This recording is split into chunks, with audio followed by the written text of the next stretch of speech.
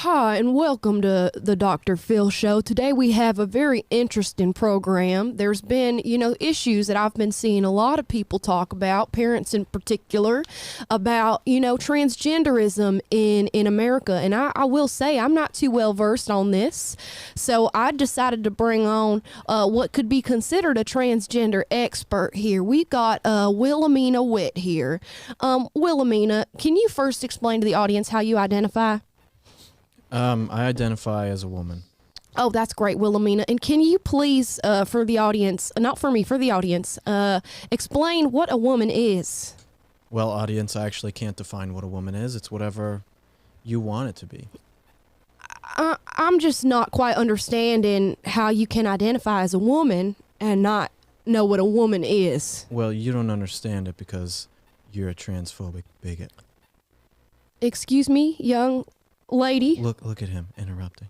Listen, if you're not a woman or transgender, then you can't tell me what a woman is. Okay. And you know what, ladies and gentlemen, I'm not typically rude, but we're going to have to cut this program short. Young lady, if I can call you that. No. I'm sending you to the ranch immediately. Sending you to the ranch. You can get out of the ranch when you identify what a woman is, okay? I don't know what a woman is. Scene. Ladies and gentlemen, welcome to Will and Amala Live. Was that too far off from what we saw on Dr. Phil last week? Probably not. If you guys watched the show at all last week, we reviewed Matt Walsh on Dr. Phil, talking about his stance on transgender ideology on a sort of uneven playing ground against two people who identify as non-binary and then an expert in the field of transgenderism, I'm assuming, or a parent. So we needed to bring on Matt Walsh to sort of talk this through, talk about his experience on the Dr. Phil show and other issues. So here's that interview. Guys, and before we get to that, remember, we have a new YouTube channel that you guys can subscribe to, the Will and Amala channel, where soon we will exclusively be streaming on there. So make sure that you are subscribed to that channel. You're liking all the videos, chatting on there really helps us out. And make sure that if you're watching this today, you are liking it, you're sharing it with your friends, dropping your comments down below. And if you're catching this anywhere else, make sure you are listening to this on Spotify, Google Play, Apple Podcasts. All right, let's get into the interview. Hi, everybody. Very special guest on the show today. You saw his face on our show last week because we reacted to his appearance on Dr. Phil. You also know him from being a host at the Daily Wire and being a children's bestseller now. We have Matt Walsh. Matt, thank you so much for being on the show. Hey, thanks for having me. Of course. Talk a little bit about the reaction from the Dr. Phil. Has it been mostly positive, mostly negative? I mean, I've been just looking at your Twitter and seeing people very split on this. What has the reaction been from your point of view? Honestly, it's been surprisingly, overwhelmingly positive from what I've seen. I mean, I expected more of a clear split between left and right. And of course, a lot of the liberals are mad, but just looking even, I looked recently at Dr. Phil's own YouTube page, and not that it's a scientific view of it necessarily, but it seems even there, majority of the comments are kind of on my side. So it's been more overall positive than I expected. So I'm somewhat encouraged for the first time in a while by that. What about from conservatives? Has it been pretty clear cut on that? Pretty much all the conservative side is supporting you, or has there been much disagreement there? Not that I've seen. I mean, and that's not because conservatives usually are very happy to criticize me if they see a reason or opening. But right. At least when it comes to discussion actually on Dr. Phil itself, I think that if you're conservative and you found any reason to criticize the notion that women can give birth and men have penises, which is basically what I'm arguing, then you really have to look within yourself. So it's been, there hasn't been much of that I've seen. I'm curious, one of the big sort of gotcha moments in your appearance was when you asked them to describe what a woman was, and they had a really, really hard time giving you a definition for that. Why do you think the transgender community and those that support that community have such a hard time defining what it means to be a woman? Well, it's just the fundamental incoherence of their position, I think, that this goes down to there's this tension really that you find with what they were saying about quote unquote gender. And that's why I think it's important, by the way, when we talk about this, then this is what I tried to clarify on the show, that we use these words gender and sex kind of interchangeably, but for most of human history, and especially in the English language, you would have just talked about sex, male and female. Gender is a linguistic term. And only in the last, 60 or 70 years have we decided that people also have genders as well. But then if you look at it, it's interesting, for decades after that point, we were told that, gender is a social construct, and really it's something that we have to kind of break down and get away from. But now what you hear from the trans advocates and from the trans agenda is that, well, if a boy partakes in the artificial construct of femininity, then that means that he actually is a girl. And so they actually are they're giving more weight to the so-called social construct than anyone ever did before. And so that's just the incoherence of the view, where they're holding these different ideas that don't really work together. And all you have to do is start pulling at that thread a little bit, and it all just kind of collapses. Well, why the big push? I mean, why is it such a stark issue right now that so many people get so vitriolic about? I mean, seeing the reaction from these people who you were on the show with, getting so absolutely angry. I mean, and you talked about on your show about these people's intentions, and you weren't entirely sure if these people had the best intentions with what they were doing. Do you think that most of these people who believe this have good intentions and they're trying to help the world and make it into this more progressive place where people can be free to be whatever gender they want? Or do you think that it is for more of the selfish, egotistical intentions where this is something to make themselves feel good? Yeah, no, I think they have evil intentions for sure. I don't think that there are good intentions here at all. I also don't believe that most of the people who claim to believe this actually do, which is why they can't even begin to defend it. I mean, I'm sorry, I just don't believe that. There might be a very small minority of people who are, mentally ill and just basically crazy and really do think that, for example, men can give birth. But I think that portion of people is very, very, very small. There's a much greater portion that are actually pushing these ideas, and I don't think they really believe it, and I do think that it's evil intentions. And when I say evil intentions, by the way, I'm not talking about from like these are super villain comic book characters where in their own heads they're telling themselves, oh, I'm evil, and so I want to do an evil thing. That's not how evil people operate in the real world.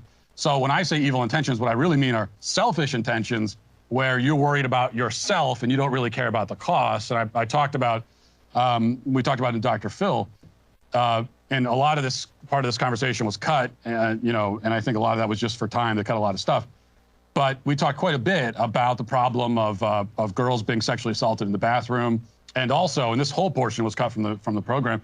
We also talked about women being raped in prisons by males who are put into female prisons. This is a big problem, and it's happening. And I brought this up to the other side, and there's no other way to put it than they just don't care. They just don't. For them, that is a cost worth paying, as long as they get their way ideologically and they get to feel better about it. And I don't know how else to describe that other than evil. I mean, if you're okay with girls getting raped in a bathroom, or a woman being locked in a prison cell with a male sex offender, if you're okay with that, it's just not possible to have good intentions and it result in that.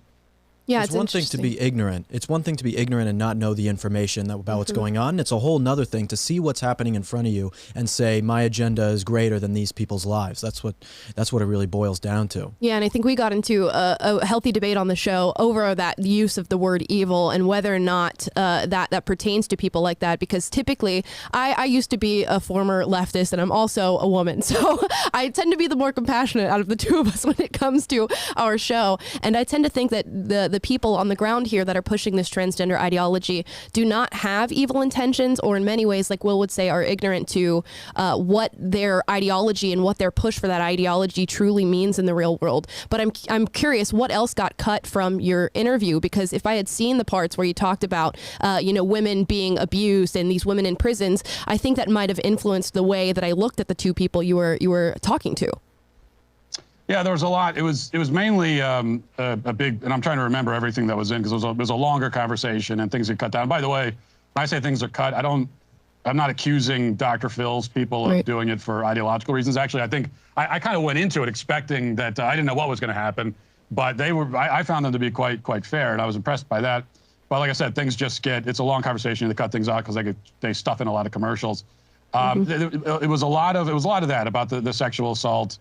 And then there was also an exchange that I had with the mother at the end, who's raising a quote unquote genderless child, where I asked her, you know, would you, because she was bragging about the fact that she's going to let her child choose his own gender. And I said, well, would you let him choose his own race also? And if not, why? And she said she wouldn't dignify that question with an answer. And they cut that part too, unfortunately. So, but it was mainly the things about sexual assault. And this is a conversation, of course, that's happened a lot. And I brought this up quite a bit to the other side. And they're not going to come out and just say it like this, but the reality is that they know that it happens. You can't deny that it happens. It is happening. And so it's just a cost, and they think it's worth paying. And also, even getting aside, I brought this point up too. I can't remember if it made it into the final cut or not, but we could talk about the women who are physically abused, and that happens.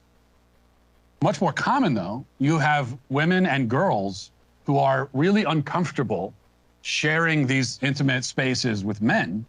And they're saying, even if nothing's happened to them physically, they just are really uncomfortable with it. They don't like it. They feel like their privacy is being infringed on.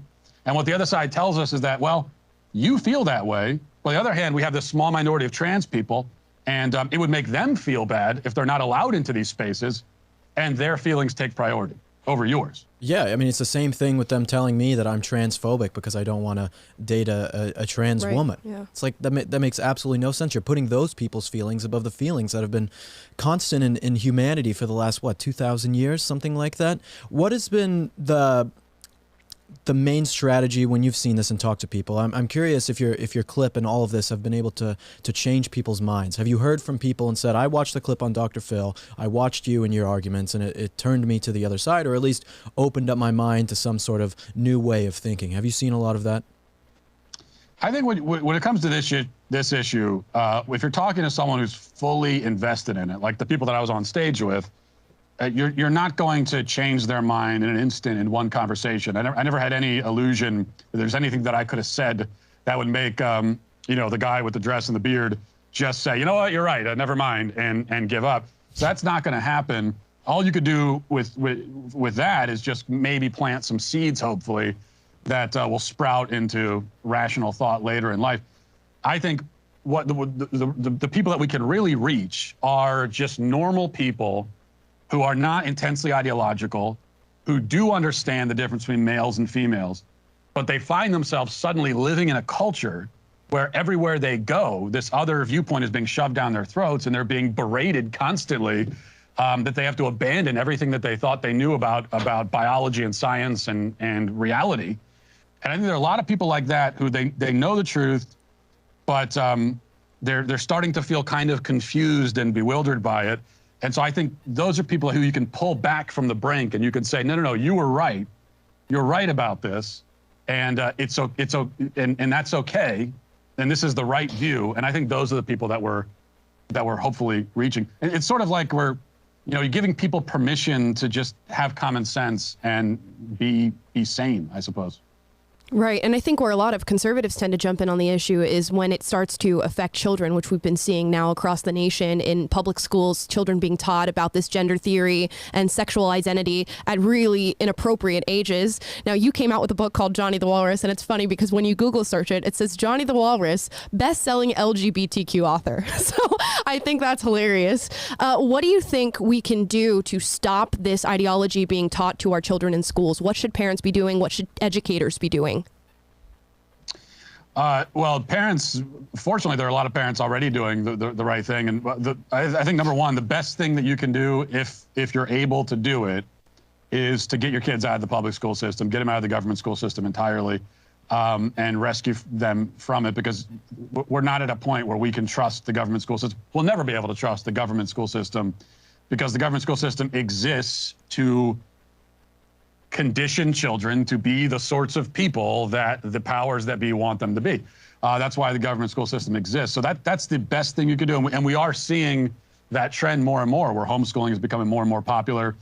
I think through the shutdowns and everything, with the school system shutting down, all they did was prove to a lot of parents that, you know what, we don't actually need you. I can do this myself. That's the best thing. But unfortunately, there are people who because of their financial situation, they're not able to stay home or whatever, and so they have to send their kids into the school system right now. And if you have to, then the next best thing to do is to be very, very involved, and to want to know, to demand to know every single thing your kid's being taught.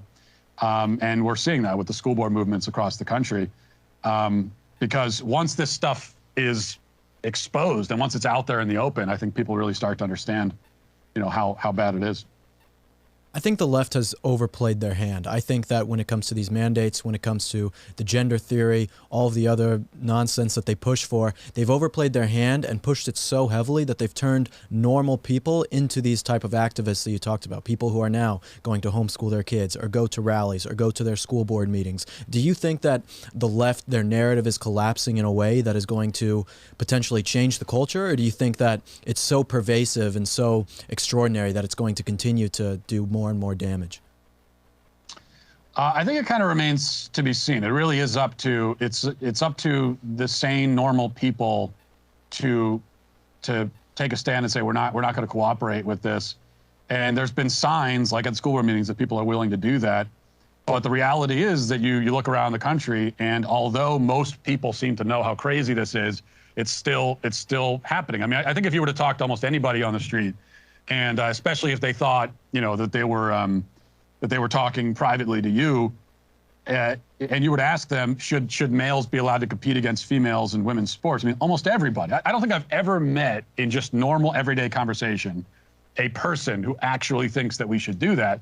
And yet it's still happening though everywhere, because although people know how crazy it is, they've been berated into silence. And so all it takes is just to stop remaining silent. The other thing though is that, you've got two different groups here. You have the adults who were raised in a culture that wasn't perfect, but at least for most of their formative years, everybody knew that men were men and women were women at the very least. So you have those adults, but then you also have the children. And children, at a very young age, you can easily convince a 3-year-old that a magical fat man flies through the air and comes down a chimney to deliver presents, because children have no, they're not able to distinguish between fantasy and reality, and they're a lot easier to indoctrinate, the left has found. So I think that's their gambit right now, is they're saying, well, a lot of you older people, you're hopeless. We're not going to be able to get to you. But these kids, if we can shove this into their minds relentlessly through all of their formative years, then they're going to be ours. They're going to be sufficiently conditioned. And so that's why we have to prevent that. Right. And I think we're seeing a great schism happen in America of people who support progressivism and progressive policy, and then those who want to maintain that traditional conservative roots that the country was founded on. And you guys made a statement, Daily Wire, in recently moving from Los Angeles to Nashville. I'm wondering, how has the move been, and how's your new state?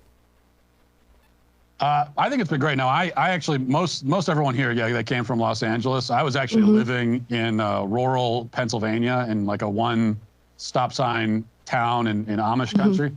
And so while everyone from Los Angeles, they're talking about how this is, it's a much more laid back environment and everything. For me, it's kind of the opposite adjustment. But overall, it has been, I think it's been great. And the people here are very, very welcoming. And it kind of shows you, I've traveled around the country, and this is one place where most of the people you run into are friendly to us and are appreciative of the fact that we're here. And most people, even through the pandemic, seem to have retained their sanity. So overall, it's been a positive experience, I'd say.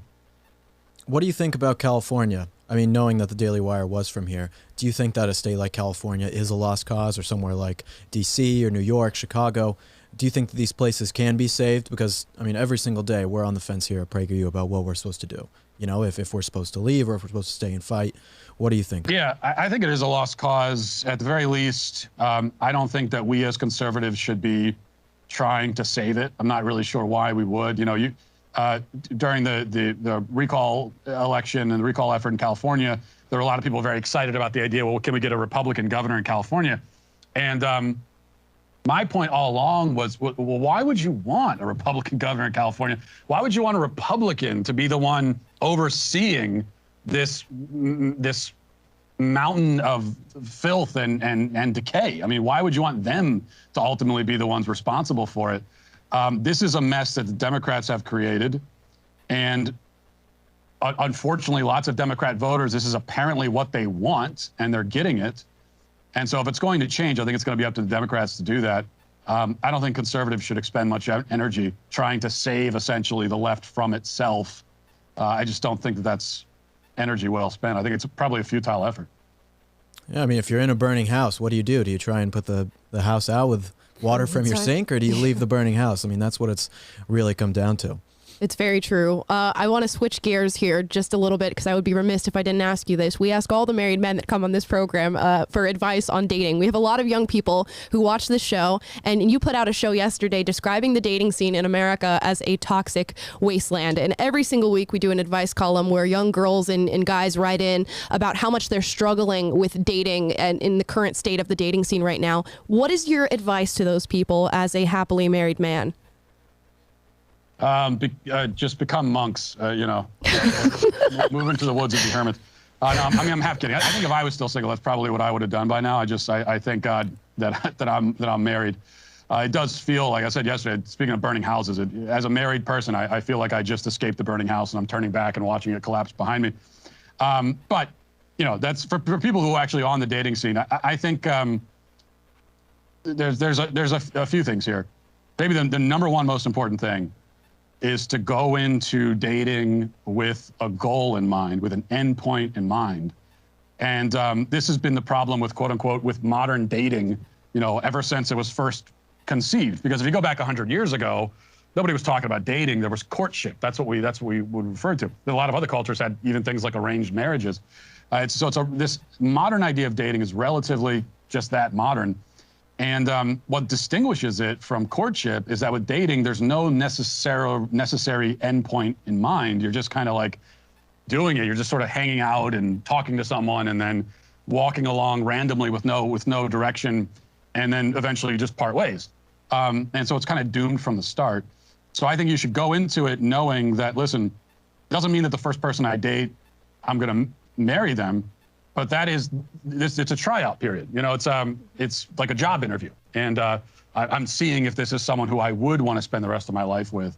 And the moment that I determine that they aren't, then you part ways right then. Whether it's an hour into it or a year into it, the moment you realize I could not spend the rest of my life with this person because whatever the reason is, we don't share our fundamental values, whatever it is, that's when it ends right there. And then you move on, you try to find the next person. Now, I realize that it becomes more difficult, even if you go into dating with a goal in mind like that, and you have this kind of goal-oriented dating, it can be hard to find other people who are approaching it the same way. That's the challenge, but at least you know what you're looking for if you have that in mind. Great. Yeah, guys, date with intention. I get so many girls who, like you said in this episode about West Elm Caleb, they were so upset that this man ghosted him. And it just is very clear that he had no intention of seeing a long-term relationship with you, and he probably let you off early. If you get the cow and the milk for free, that's the way that you're going to act. I mean, there's a lot of cultural problems in America that make all of this happen. Matt, if you had to say the main values that are missing from America and the West in general today, what would you say are the things that we need to return to, or the values that we need to restore? All of them. Yeah. I think the main problem with I don't even know what we call it the main problem, but one of the fundamental problems with our culture is that there are no fundamental values at all, really. I mean, that's one of the reasons why we talk about is America going to break apart? Is there going to be a civil war? I don't think there's going to be a civil war, but I do think that in order to be, we're the United States of America, allegedly. In order to be really united, you have to be united around something. And in other cultures throughout history, they were, what bound them together was shared religion or ethnicity or those sorts of things. That's never been the case really in America. What's supposed to bind us together, unite us, is shared fundamental values. And but we don't really have that anymore. I think if you get 100 Americans into a room and ask them what do they care most about in life, you're not going to find any majority agreement at all. And that's I think that's sort of the basic problem in America. Do you think there's a way to reinvigorate those virtues and something that we could do sooner rather than later? Because it seems like in the short term, things are going to get a lot worse before we see them get any better. What can you do now to reinvigorate those ideas? Well, yeah, you keyed in on it when you said short term. I think that's kind of the point, and people don't like this answer when I give it, but and I'm not trying to be discouraging, although so much of what I say ends up being discouraging. That's not really my intention. It's just that I don't think there is a short-term solution. I don't think it exists. There's not a switch that we can flip that's going to make everything better. There's not a 5-point sort of plan, 5-step plan we can follow. I know we like to, as Americans, we always look for those kinds of answers with any problem that we're facing. This is one that doesn't have it. I mean, you look at how did we get to this point as a culture? How long did it take? It took generations to get here. So it's going to take generations to get out. And what that means is that if there's any kind of saving our civilization, reinvigorating our culture, anything like that, revival, I'm not going to be around to see it. You guys aren't going to be around to see it. My kids probably, sadly, won't be around to see it. Maybe my kids' kids will. And so we have to look at it from a long-term perspective. You know, we are rebuilding from the ground up, generationally, and that might seem depressing on one hand, but it's also sort of freeing on the other hand. Like just accept that you're in this fight for your whole life, and you're not going to see the end of it, and your job is just to fight. That's what it is, and embrace that and march forward, I guess. Well, when you say discouraging, and you say it's going to take people so long, and this will be a next generation, or not even next generation, the generation after that, do you think that gives people really the motivation to go and fight? If they say this isn't even going to affect me in my lifetime, or even my children's lifetime, what sort of motive is that for someone to go and fight and do things if it has no effect on their greater life? Well, if we don't care about the future, if we don't care about our legacy, if we don't care about our families down, in our down the line, in our progeny, if we don't care about those things, then there's just no hope at all. We might as well give up. I mean, it may seem discouraging to talk this way to people in modern culture, where we're always looking, like I said, for instant solutions. We live in the microwave culture. We want dinner to be ready in 60 seconds or less. But it hasn't always been that way. I mean, there was a time, I think probably most of human history, when people were very motivated by, they were willing to suffer and die in their own lives for the idea of what the future might be, to build something better for their children and grandchildren all down the line. I mean, they were thinking thousands of years into the future is what they cared about. And that's the only way to have a thriving civilization, is if you care about the long-term future. If you don't, then there's simply no hope. So we have to look at it that way. We have to find a way to care about that, or I just don't see any other hope. I was on Twitter this weekend, and there are some people who I guess you could say are more liberal, and they say something that's kind of conservative, something that's been said by conservatives for months and months, and basically all these mainstream conservatives are jumping on and just congratulating these types of people. And it seems like for conservatives, like, we are not winning in that cultural war, and that is why we take these people who are liberals and jump on everything they say like it's the greatest thing ever. And so one of the final questions to you today is what can conservatives do better, and what should they really be aiming for? Because it seems like just the conservative messaging that you see on social media, that you see on these news stations, or even in the Republican Party, any of this, it's just not doing it for our country.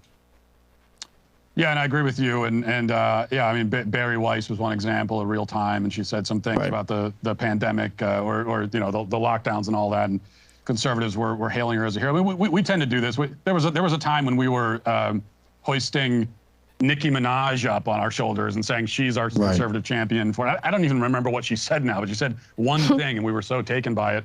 There's something about getting COVID with like some medical thing with your testicles with COVID and questioning it, something very odd. Something really important like that. But I think we have to be smarter about it, and there's nothing wrong with forming an alliance, a kind of strategic alliance with a person or a group of people, because you have one particular goal in mind that you're trying to accomplish.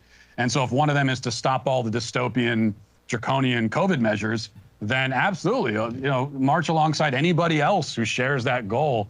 But you have to understand that they're not part of the larger kind of struggle, and you have to be able to sort of compartmentalize it that way, which I don't think we've been very good at doing. I mean, talking about Dr. Phil, I've had feminists, like left-wing feminists, get in touch with me, and are very happy about it, and they want to link arms and join forces to fight this fight on gender.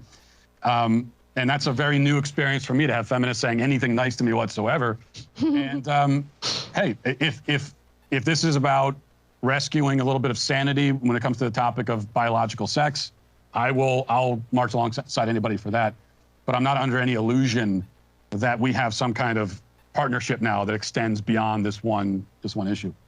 Yeah, that's how it was for me this weekend. I spoke at that Defeat the Mandates rally in D.C., and obviously I'm more conservative, but the person who came after me was a Black Lives Matter guy. Obviously, I don't agree with basically anything this guy believes in, but he was against the mandates. And it's like, all right, for this one thing, we can put aside our differences here and say, all right, we are against these mandates, but in the greater picture, we have to understand that there is something bigger, and we're not just going to herald anyone who comes over to believe the things that we do as new heroes of our side or anything. That's the right approach. It's just about being smart and strategic, which, like I said, as conservatives, we haven't always been the best at strategic thinking, I think, and we have to get better at that. Fantastic. Well, Matt, I want to thank you so much for being on our show. We like to end this on a motivating note. So what's your message of motivation to the people, specifically the young people watching this, and how can people support you and find you? Motivational message. I guess I should rap on something motivational after all the. Yeah, this is this is by far the hardest question Matt's had to answer in a long time. That's always. Can you find something positive to say? That's always gonna be the hardest question. Yeah. You know what?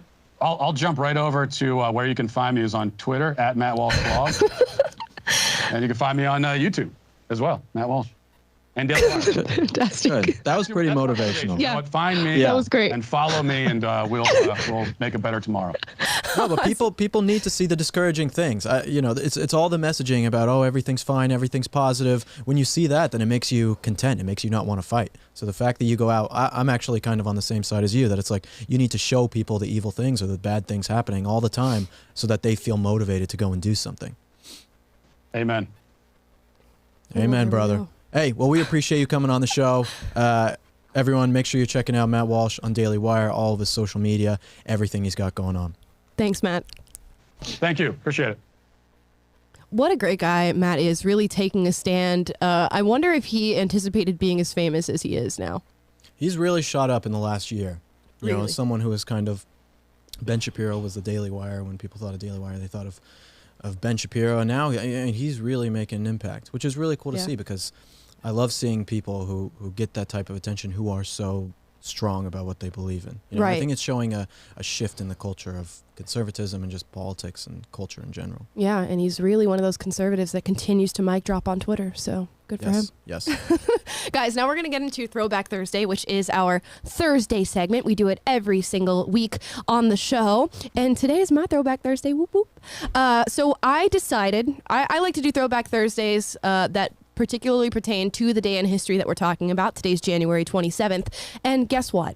On January 27th, 1880, Thomas Edison patented the electric lamp / incandescent light bulb. So I wanted to focus on my Throwback Thursday on American innovation and someone who I think was an exemplary American in his time in this country, and that is Thomas Edison. So really, really crazy to have patented the electric lamp / light bulb at this time. Now, a lot of people give pushback to Thomas Edison because a lot of his inventions were works on other people's innovations. So the light bulb, many of you might not know because we all credit Thomas Edison with inventing it, was already invented before he patented it in January 27th. So what he actually did was created a light bulb that lasted more than just a few hours and used a different mechanism. And he was very famous for taking other people's innovations and just simply making them better, which I'm sure made a lot of people upset. Yeah, I'll keep going with your thing. I have some thoughts about Thomas Edison. Yeah, a lot of people look back on him now and call him something called a patent troll, meaning that he simply looked at what other people were creating and made it better. But let's do a little bit of a deeper dive into Thomas Edison. So Thomas Edison had thousands and thousands of patents put in his name. I believe, maybe not thousands and thousands, I believe he got to 1,098 before dying. There are 6 key inventions that Thomas Edison is credited with. These 6 inventions are the automatic telegraph, which allowed you to send messages. Again, there was a telegraph before. He simply made it better. He created the carbon telephone transmitter, which again, telephones were created. He just created a better system for that. The light bulb, the phonograph, which allowed you to listen to voice messages and to music, which look at how far we've come from the phonograph today. And then the movie camera and viewer, which a lot of people don't think about and don't attribute to Thomas Edison, but he's the reason you guys get to watch movies now and be entertained. Also, the alkaline storage battery, which cars, we did have electric cars back in that day. A lot of people didn't know that either, but they functioned on batteries that were often getting corroded. So Thomas Edison recognized this and said, we need a better, lighter battery to put in these cars, and created the alkaline storage battery. Now, I want to talk about his achievements. So Thomas Edison coined the name, or was known in his town as the Wizard of Menlo Park, for all of his creations and the things that he was doing. And he received over 1,000 U.S. patents through the U.S. patent system, which a lot of people criticize for, like I said, him quote unquote stealing ideas, but I would see that as innovating on them. And the first patent that he ever filed was in October 13th of 1868, when he was only 21 years old. I'm 21 now, and I can't think about ever inventing something. It's so crazy to look back at men during this day and age and what they were doing and philosophizing and creating, when the 21-year-olds of our time are considerably less intelligent and less involved in innovation and creation. Now, next one here, I want to talk about a couple quotes that pertain to Thomas Edison that I think are really important, and just things that we can carry in our daily lives when we're going through failures or struggles. He's a really good person to look at. So he's famously known for not seeing failure as failure, which I think is a really good tool that people can use in their lives. And here's a quote from him. "I have not failed 10,000 times. I have not failed once. I've succeeded in proving that those 10,000 ways will not work. When I have eliminated the ways that will not work, I will find the way that will work." And that's the way that we should be looking at our achievements and at science in this nation and worldwide, is that when you fail at things or you don't do something correctly, you should see that as an achievement, because you've eliminated that way of thinking or that way of going about this certain issue. So often people fail at something that they're trying to accomplish or they're aspiring to, and they immediately throw in the towel and think, what else can I do now? Thomas Edison failed thousands and thousands of times in creating this inventions, but with persistence and with eliminating different possibilities, he was able to create over 1,000 U.S. patents. So that's something to keep in mind when we're trying to be motivated, and I think that's a really good place to look. He's also quoted with saying, "Genius is 1% inspiration, 99% perspiration." So work hard for the things that you want to accomplish, and inspiration can only get you so far. Last quote here from Mr. Thomas Edison. "When you have exhausted all possibilities, remember this, you haven't." And that's my Throwback Thursday. Right, no, he exhausted all possibilities in destroying Nikola Tesla. Yeah, I do not like Thomas Edison. I think Will was Talk there about having it. a hard time I was holding waiting the his whole I know, time. No, I I know. think Go Thomas for it. Edison is a hack, and he essentially tried to destroy Tesla's career, which he basically did, because Nikola Tesla's alternating current was better than the direct current that Thomas Edison had developed, right? And now we use alternating current in everything. Everybody knows alternating current loses less electricity than direct current. And Thomas Edison hated this and did everything in his power to destroy Tesla. And Tesla was doing things not for money, not for anything. You know, he wasn't trying to take over patents to earn royalties like Thomas Edison did, which made him incredibly rich. Nikola Tesla was a true inventor and visionary of his time.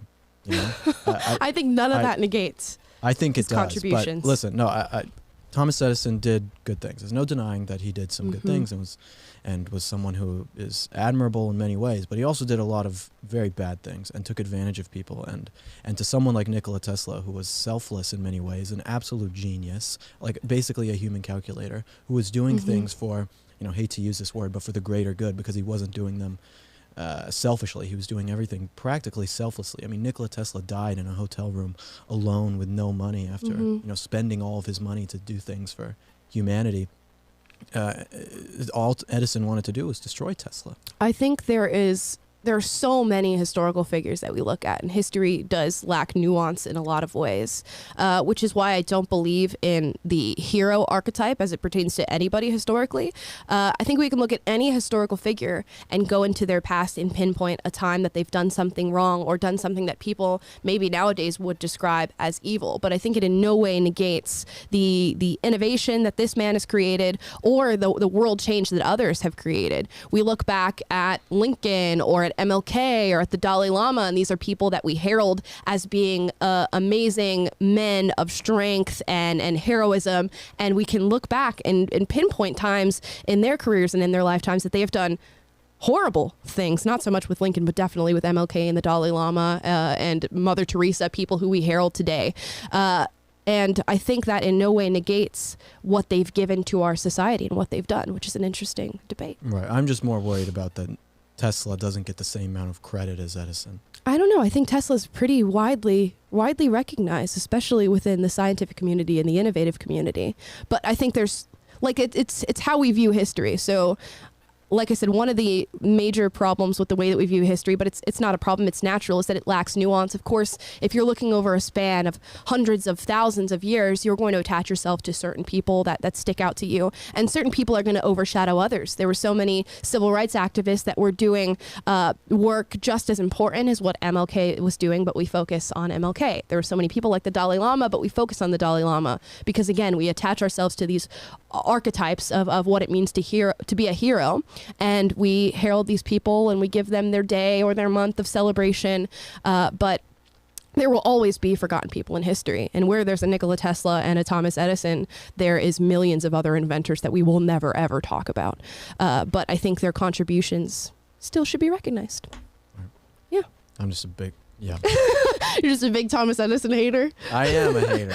I am a Thomas Edison hater. I'm a Nikola Tesla stan. I think Edison hater. Yeah, I just think if we went back and looked at every single hero that we talk about today, there is something to find wrong. There is some betrayal upon another person or something even horrendous that they've done. With MLK specifically, I keep going back to this example because I think he really exemplifies this sort of unnuanced history take that we have. MLK did a lot of horrible things in his day and age. The way that he treated his wife, Coretta, being involved in the rape of a woman, which you guys can go and look up. He did actively watch this happen to another woman.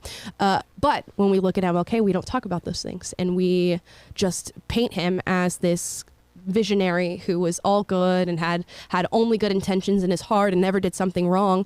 And that's just, I think, the rose-colored goggles that we put on when we view historical figures. Yeah, I'm just saying that Tesla, when you do look back in history, I mean, Tesla really was an upstanding guy.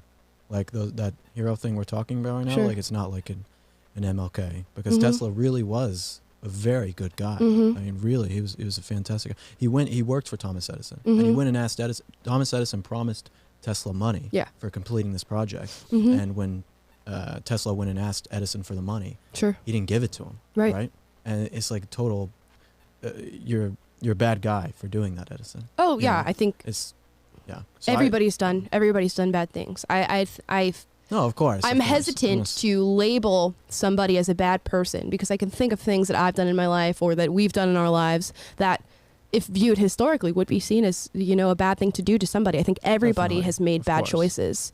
It's interesting to take it into consideration and see what the scope of it is and whether or not that discounts what else they've done. No, of course, yeah. I just love Tesla. I think he's an innovator.